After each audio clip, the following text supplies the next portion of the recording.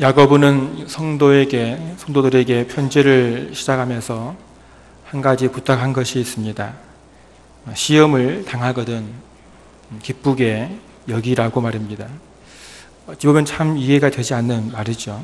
어떻게 시험을 당하는데 기쁘게 여길 수 있냐는 것입니다. 시험은 시험입니다. 우리 마음을 아프게 하고 씁쓸하게 합니다. 특별히 같은 성도들을 통해서 이루어지는 시험은 우리 마음을 더 아프게 힘들게 만들어 갑니다. 야고보는 오늘 우리가 읽은 본문 12절에서는 시험을 참는 자는 복이 있다라고 말하고 있습니다. 시험을 당하는 것도 힘든데 이제는 참으라고 말하고 있습니다. 그러면 복이 임한다는 것입니다. 그 복이 무엇입니까? 생명의 면류관을 얻게 된다. 참 구원을 얻는다라는 말입니다. 그런데 2절에서 시험을 당하거든 기쁘게 여기라와 12절에서 시험을 참는 자는 복이 있다는 말은 서로 연관이 되어 있습니다. 시험을 당하거든 기쁘게 여기는 이유에 대해서 3절에 이는 너희의 믿음의 시련이 인내를 만들어내기 때문이라고 말씀하고 있습니다. 우리가 시험하면 힘들고 괴롭고 두려운 것으로 생각을 했는데 야고보는 시험이 성도들로 하여금 하나님의 성품인 인내를 온전히 이루기 때문이라고 말씀하고 있습니다. 더 나아가서는 인내를 통해서 온전한 믿음을 세워간다는 것입니다. 그러니 성도가 시험을 받는 것에 기쁨으로 여기라고 말씀하고 있는 것입니다. 이렇게 시험을 당함으로 인내를 가지게 되는데 이 인내를 통해서 우리가 하나님을 사랑하게 됨을 보여주는 것이라고 말씀하고 있습니다. 12절에 보니까 시험을 찾는 자는 복이 있나니 이는 시련을 견디어 낸 자가 주께서 자기를 사랑하는 자들에게 약속하신 생명의 면류관을 얻을 것이기 때문이라. 시험을 이기기 위해서는 인내가 필요하고 인내는 곧 하나님을 사랑하는 성도의 모습이라는 것이죠. 그러니 하나님께서는 하나님을 사랑하는 마음으로 인내하며 시련을 이기는 자는 온전한 믿음을 가지게 되고 이로 인해 생명의 면류관을 받게 된다는 것입니다. 야고보는 결국 성도들 간에 있을 여러 가지 일들을 통해서 하나님을 사랑하는 마음으로 서로 인내하며 서로 믿음을 세워가 생명의 면류관을 받아야 함을 말씀하고 있다는 것입니다. 야고보는 시험이란 이 단어를 사용하면서 3절에 시련이란 표현을 말하고 있습니다. 12절에서도 역시 시련을 견디는 자라고 말하면서 시련으로 말하고 있죠. 결국 2절과 12절에서 말하는 시험은 우리가 쉽게 생각하는 그런 악한 생각과 나쁜 동기로 유혹하여 성도를 넘어뜨리는 그런 시험거리를 말하는 것이 아닌 예수를 믿음을 통해서 당하는 그런 삶 속에서의 고통의 시련을 말하고 있는 것임을 알 수 있다는 것이죠. 야고보는 이러한 믿음을 통해서 당하는 수많은 시련을 인내를 가지고 이겨내는 것입니다. 그럴 때 하나님께서는 승리자에게 생명의 면류관을 주시겠다는 것입니다. 사도 바울은 이 땅을 살아가는 성도들에게 하나님께서 허락하실 영광을 바라보라고 말씀하십니다. 성도의 믿음의 경주에서 하나님께서 허락하실 영광에 참여하기 위해서 또한 반드시 고난도 함께 따르게 된다고 말씀하십니다. 현재 우리가 예수를 믿음을 통해서 당하는 그런 고난이 있습니까? 내가 머무는 곳에서 내가 예수를 믿는다는 것을 드러내는 일로 인해 찾아오는 그런 시련이 있습니까? 사업을 하시는 분들은 사업에 큰 피해를 볼 때가 있습니까? 직장을 다니신 분들은 직장에 적응을 하고 승진하는데 어려움을 당하고 있습니까? 친구와 아무런 문제가 없이 잘 지내오다가 예수를 믿는 것을 드러낼 때에 친구와의 관계가 서먹해지지는 않았습니까? 혹시 내가 예수를 믿는다는 것을 드러낼 때에 찾아오는 이러한 일들을 생각할 때에 두려워서 아직도 내가 그리스도임을 드러내지 못하고 있지는 않습니까? 만약 그렇다면 우리는 아직도 시련을 겪고 있지 않는 것입니다. 다시 말하면 우리는 그리스도인이 아니란 것이죠. 그냥 종교인일 뿐입니다. 이 땅의 많은 성도들은 이런 말을 듣고 싶어 하지 않습니다. 종교인, 그래도 내가 교회를 몇 년을 다녔는데, 내가 기도해서 얼마나 많은 응답을 받았는데, 내가 이 교회의 직분이 무엇인데, 겉으로 드러나는 것을 내세우면서 자신을 그리스도인이라고 당당하게 말을 하고 있다는 것이죠. 그런데 주님께서는 나는 너를 모른다라고 말씀하십니다. 야고보는 이러한 우리에게 말씀하고 있습니다. 이러한 말들은 교회가 아니라 세상 속에서 드러내라는 것이죠. 야고보서 2장 14절 말씀에서 내 형제들아 만일 사람이 믿음이 있노라 하고 행함이 없으면 무슨 유익이 있겠느냐 하는 것입니다. 행함이 없는 믿음은 너를 구원할 수 없다는 것입니다. 심지어 2장 17절에서 행함이 없는 믿음은 그 자체가 죽은 것이라고 말씀하고 있습니다. 이 세상 속에서 믿음을 가진 자로서 당당하게 자신이 그리스도인임을 드러내라는 것입니다. 우리는 야고보가 전하는 이 메시지에 귀를 기울여야 합니다. 이 말씀은 초대교회 성도들에게만 주시는 그런 말씀이 아니란 것이죠. 현재를 살아가고 있는 우리 성도들에게 주시는 하나님의 경고의 메시지입니다. 왜 이 땅의 교회들이 무너지고 있습니까? 왜 이 땅의 교회들이 세상으로부터 지탄을 받고 있습니까? 그 이유는 하나입니다. 교회가 교회답지 못하기 때문입니다. 그러면 교회에 문제가 있습니까? 아니요, 교회는 아무런 문제가 없습니다. 왜냐하면 교회의 근본은 주님이시기 때문입니다. 문제는 교회를 구성하는 성도들에게 문제가 있다는 것입니다. 교회의 지체로서 우리에게 주어진 사명을 감당하지 못하기 때문이라는 것이죠. 그런데 중요한 것은 이러한 문제들을 자신에게서 찾지 못하고 다른 것에서 찾고 있다는데 더 큰 문제라는 것입니다. 심지어는 이스라엘 백성들처럼 모든 문제를 하나님께 돌리는 어리석음을 많이 볼 수 있다는 것입니다. 야고보는 13절에서 사람이 시험을 받을 때에 내가 하나님께 시험을 받는다고 말하지 말라 이렇게 말합니다. 자신에게 문제가 있는데 그 문제를 하나님께 돌리지 말라는 것입니다. 하나님은 시험을 주시는 하나님이 아니라는 것이죠. 13절에 계속해서 하나님은 악에게 시험을 받지도 아니하시고 친히 아무도 시험하지 아니하신다고 분명히 말씀하고 있습니다. 야고보는 하나님에 대해서 말씀하십니다. 하나님은 친히 아무도 시험하지 아니하신다고 말했죠. 다시 말하면 하나님께서는 인생들이 더러운 죄에 빠지도록 유혹하시는 하나님이 아니란 것입니다. 하나님께서는 사랑하는 백성들이 더러운 죄에 빠지는 것을 원하시지 않습니다. 오히려 사랑하는 백성들이 죄악 가운데 허덕이며 죄에서 빠져나오지 못함을 모시고 한탄하신 분이 바로 우리 하나님이시기를 믿으시기 바랍니다. 우리는 어쩌면 성경을 통해서 하나님의 인생들을 죄악 가운데 몰아넣은 것처럼 보일 때도 있습니다. 한 가지 예를 들면 다윗이 인구조사를 하는 경우입니다. 사무엘하 24장 1절에 여호와께서 다시 이스라엘을 향하여 진노하사 그들을 치시려고 다윗을 격동시키사 가서 이스라엘과 유다의 인구를 조사하라 하신지라.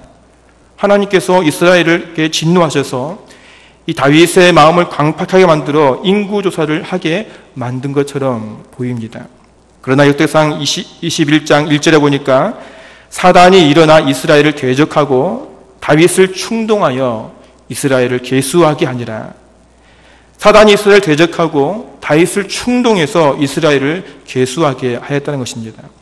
다시 말하면 하나님께서는 이스라엘의 죄악 가운데 빠져서 하나님의 뜻을 쫓지 못하고 사단의 관계로 죄악 가운데 빠져가는 모습을 그대로 내버려 두셨다라는 것입니다. 바울은 이러한 모습을 이렇게 진단합니다. 로마서 1장 28절 말씀에서 그들이 마음에 하나님 두기를 싫어하며 하나님께서 그들을 그 상실한 마음대로 내버려 두사 합당하지 못한 일을 하게 하셨다라고 말입니다. 참으로 두렵지 않습니까? 우리의 삶 가운데 예수를 믿음으로 찾아오는 고난이 없다. 너무나 편하다. 편하다는 것은 우리의 영이 편한 것이 아니라 육이 편하다는 것입니다. 너무 편하다. 세상 사람들과 전혀 거리낌 없이 잘 지낸다. 잘 지내면 좋죠. 그런데 이러한 모습 속에서 지금 나의 모습은 어떠한지요? 혹시 하나님께서 방임하고 있지는 않은지. 야고보는 성도들에게 속지 말라고 말씀하고 있습니다. 우리 하나님은 결코 우리를 죄악으로 몰아가시는 분이 아니란 것입니다. 오히려 하나님은 성도들에게 좋은 것으로 풍성하게 채워주시는 하나님이라고 말씀하고 있습니다. 17절에 온갖 좋은 은사와 온전한 선물이 다 위로부터 빛들의 아버지께로부터 내려오나니 그는 변함도 없으시고 회전하는 그림자도 없으십니다. 하나님께서 성도들에게 온갖 좋은 은사와 온전한 선물을 풍성하게 부어주시는 하나님이시라고 말하고 있습니다. 하나님 성도들이 이 땅 가운데 믿음을 지키며 하나님 허락하신 교회를 아름답게 세우시기 위해서 성도들에게 좋은 은사와 온전한 선물을 주신다는 것입니다. 특별히 성도들에게 선물로 주어진 은사는 온전하신 하나님께로부터 임하였다는 사실을 말하고 있습니다. 특별히 이것을 강조하고 있습니다. 온갖 좋은 은사, 온전한 선물, 다 같은 말입니다. 이 다 위로부터 빛들의 아버지께로부터 내려왔다는 것입니다. 여기서 위로부터 빛의 아버지부터 이 말은 온 우주 만물을 창조하시고 주관하시는 하나님께로부터 성도들에게 온전한 은사와 온전한 선물이 주어진다는 것입니다. 하나님께서 이 땅의 교회를 온전하게 세우시기 위해서 성도들에게 각양 좋은 은사와 온전한 선물을 주셔서 교회를 세우고 성도들을 세우게 하셨다는 사실을 우리는 기억해야 됩니다. 나에게 주어진 은사를 통해서 나를 드러낸 것이 아니라는 사실이죠. 하나님께서는 나에게 주어진 선물을 통해서 먼저 나 자신을 온전한 믿음을 세우고 더 나아가서는 하나님의 교회를 온전하게 세우는데 사용하기 위해서 하나님은 나에게 은사를 허락하셨다는 것입니다. 직분도 마찬가지입니다. 직분은 지체들을 향해서 휘두르는 날쌘 그런 칼날이 아니라는 것입니다. 직분은 오히려 자신을 낮추고 연약한 지체들을 온전히 세우기 위해 허락하신 하나님의 선물임을 믿으시기 바랍니다. 바로 우리 주님께서 우리에게 섬김의 본을 보이시지 않았습니까? 우리 하나님은 성도들에게 가장 좋은 은사와 온전한 선물을 주시는 하나님이십니다. 또한 야고보는 하나님은 변함이 없으신 하나님이라고 말씀하고 있습니다. 17절 다시 읽겠습니다. 온갖 좋은 은사와 온전한 선물이 다 위로부터 빛들의 아버지로부터 내려오나니 그는 변함도 없으시고 회전하는 그림자도 없으시니라. 저는 하나님의 불변성에 대해서 얼마나 감사한지 모릅니다. 만약 하나님께서 해에 비친 그림자처럼 변하듯이 변화무쌍한 하나님이셨다면 우리는 과연 어떻게 되겠습니까? 이 땅에 남을 인생들이 있겠습니까? 하나님은 불변하신 하나님이십니다. 언제나 그 자리에 항상 계시는 하나님이십니다.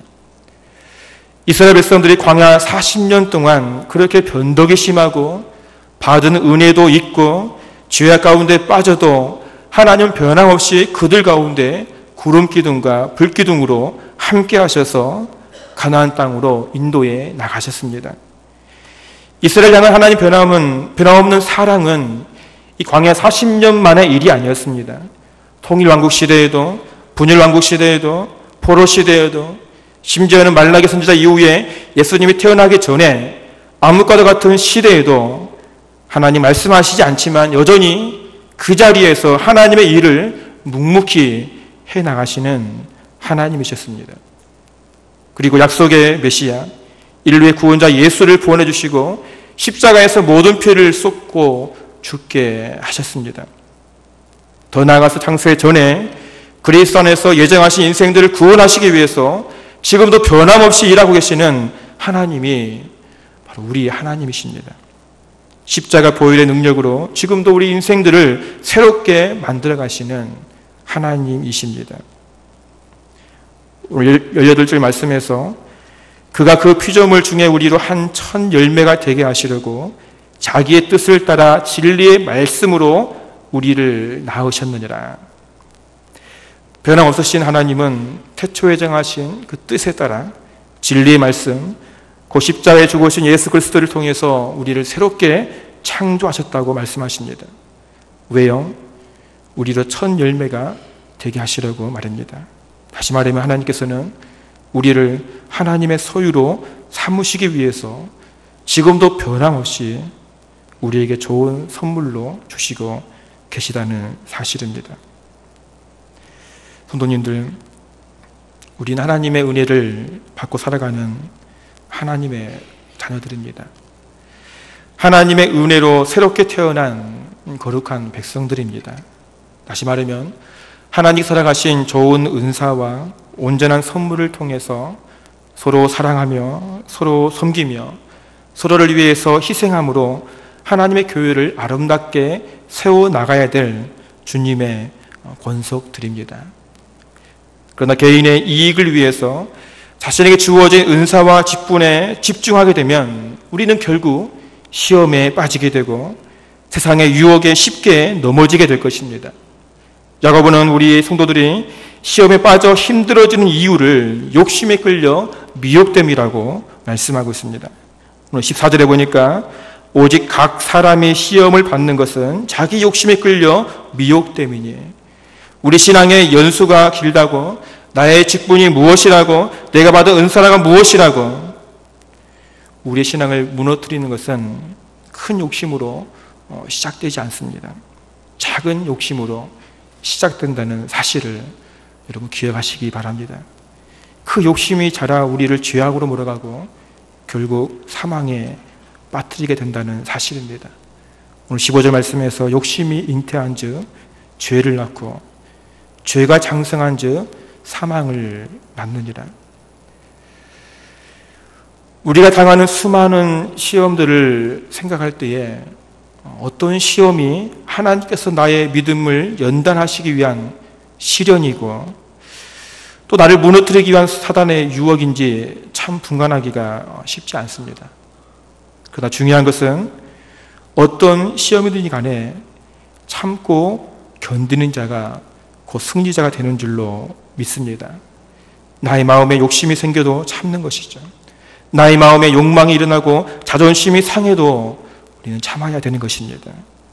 결국 하나님은 참고 인내하는 자에게 더 좋은 은사를 주셔서 우리의 믿음을 온전하게 세우시고 결국 끝까지 인내하며 온전한 믿음을 지키는 자에게 생명의 면류관을 주실 줄로 믿습니다. 우리 옆에 있는 이 성도는 나의 경쟁자가 아닙니다. 옆에 있는 성도는 나의 믿음을 온전하게 세워나갈 우리의 믿음의 동역자입니다. 그래서 우리는 서로 사랑할 수밖에 없고요. 또한 그 사랑으로 서로의 아픔과 상처를 하나님이 허락하신 좋은 은사를 통해서 함께 만지면서 치료하면서 온전한 믿음으로 함께 세워져 가야 하는 것입니다. 그럴 때 하나님 허락하신 생명의 역사가 더욱더 풍성하게 일어나게 되고 하나님의 교회가 이 세상 속에서 참 생명의 빛을 비추는 세상의 희망이 될 수 있는 것입니다. 우리는 오늘 또 시련의 그런 시험 속에 살아가고 있습니다. 모든 지체들이 함께 시험을 참고 이겨나감으로 하나님이 허락하신 생명의 면류관을 다 함께 받아 누리는 놀라운 복이 있으시기를 간절히 소원합니다.